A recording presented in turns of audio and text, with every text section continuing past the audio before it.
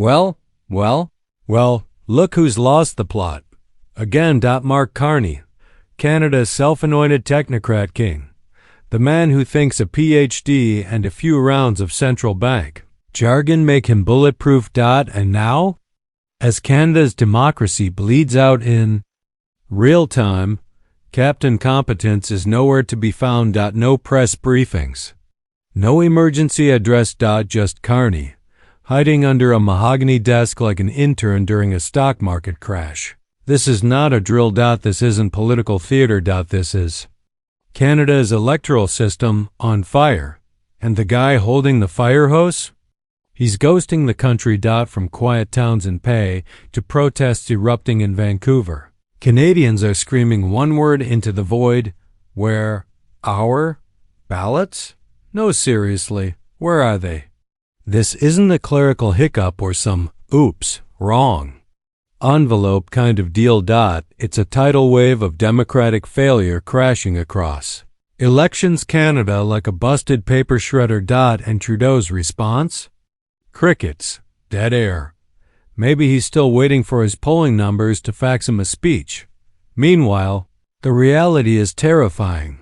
Ballots, real, legal, cast in good faith ballots, have vanished. Gone. Across multiple ridings, across provinces, across the spine of our democratic structure. Entire communities are now asking, did our votes count? Did they even arrive? Spoiler alert, some didn't, and before anyone calls this conspiracy, stop. This isn't some wild Reddit thread. This is verified, confirmed, sourced journalism. The kind legacy media barely whispered before tucking themselves in with Carney's press releases. And let's be clear, this wasn't some sleepy by-election. This wasn't a by-election. This was a general election, one where Carney's Liberals squeaked out a so-called victory so razor-thin it makes tissue. Paper looked like steel. Every vote mattered. Every riding was war. And yet here we are, counting ghosts. Election officials? They're just as stunned as the rest of us. They're blaming isolated mishaps, administrative confusion, and wait for it, the bureaucrats' favorite phrase. We're looking into it. Looking into it?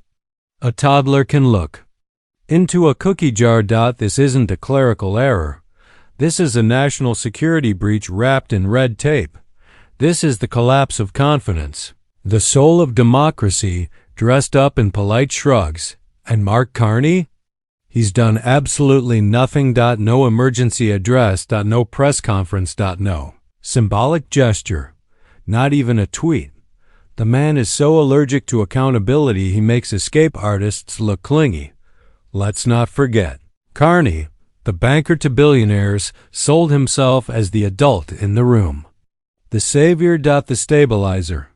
The grown-up who would bring calm. Well, the house is on fire. And Mark Carney is in the garage, sipping wine and reading GDP reports from 2016. Poilievre didn't just throw stones.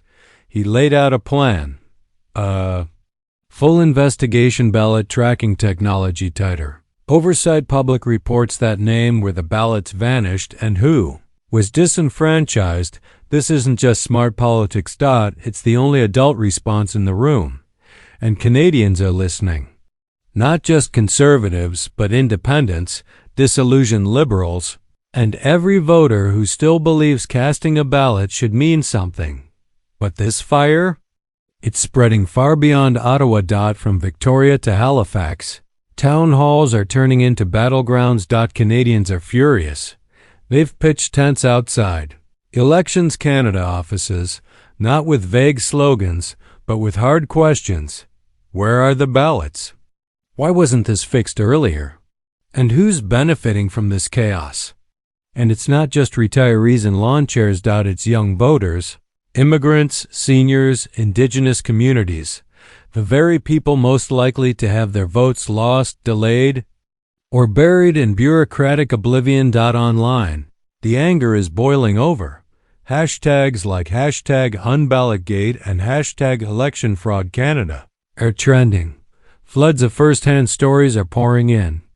Voters who never received their ballots returned undeliverable aliens who did everything right and were still shut out. This isn't some fringe Twitter tantrum. It's a national crisis of legitimacy. And guess who else is watching? The world. All eyes are quietly asking, is Canada okay? Enemies? They're grinning ear to ear. This is the kind of dysfunction authoritarians love to point to. Even Canada can't run a clean election. They'll say, Carney's silence doesn't just make him look weak, it makes Canada look weak. It's dangerous. It hands ammunition to the worst actors on the global stage, and it paints our country as a democratic theme park, fun on the outside, hollow behind the curtain. Let's stop pretending this is business as usual. If ballots can vanish without consequence. If citizens are told, oops, sorry, vote not found, then this isn't a democracy. It's roulette.